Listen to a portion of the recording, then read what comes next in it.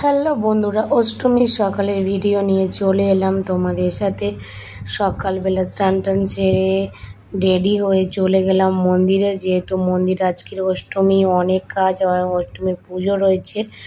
অনেক কাজের মধ্যে এটাই শ্রেষ্ঠ কাজ হলো পদ্ম ফুল ফোটানো, কারণ এখানে 108টা পদ্ম ফুল ফোটাতে হবে। তাই ঝটপট বালতিটা নিয়ে বসে পড়লাম অলরেডি 2-3 জনে, আর ঝটপট পদ্ম ফুলগুলো ফোটাতে শুরু করলাম। কারণ আমি লাইফে ফার্স্ট টাইম এই পদ্ম ফুল ফোটাতে বসেছি।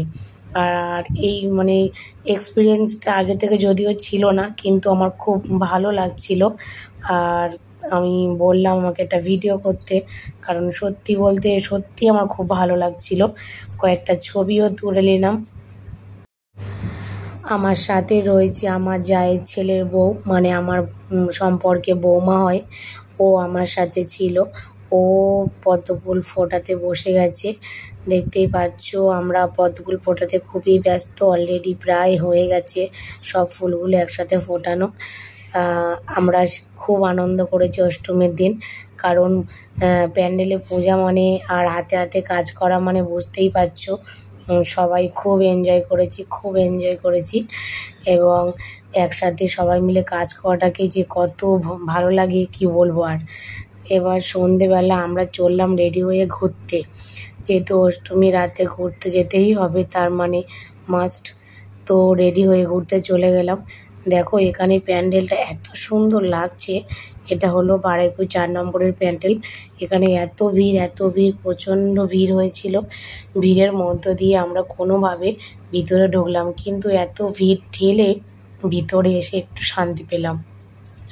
যদিও খুব গরম লাগছিল, কিন্তু প্যান্ডেলটা এত সুন্দর হয়েছে কি বলবো।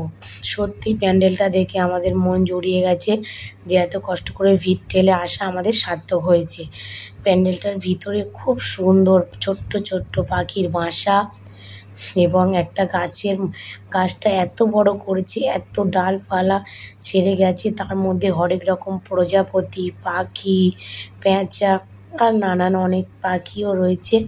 খুব সুন্দর লেগেছে ভিতরে এসে। দেখতে পাচ্ছি এখানে একটা পেঁচাও বসে আছে। খুব সুন্দর লেগেছে আমার প্যান্ডেলটা।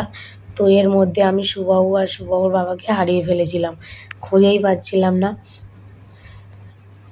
কিছুক্ষণ পর আমাকে ফোন করেছে যে আমরা বাইরে দাঁড়িয়ে আছি। দেখতে পাচ্ছ এই একটা পাখি। তো আমার প্যান্ডেলটা এত ভালো লেগেছে, চারিদিকে সবুজ আর সবুজ, যেহেতু এখন কলকাতা শহরে সবুজ খুব কম। তো এই প্যান্ডেলটা সবুজ করেছে, তার মধ্যে ফুটিয়ে তুলেছে। খুব ভালো লেগেছে এই প্যান্ডেলটা আমার। দেখতেই পাচ্ছ পাতাগুলো এত সুন্দরভাবে, কি বলবো, খুব সুন্দর লাগছিল। মনে হচ্ছিল আর কিছুক্ষণ থাকি, কিন্তু বেশিক্ষণ থাকতে পারলাম না, যেহেতু অনেক ভিড় ছিল।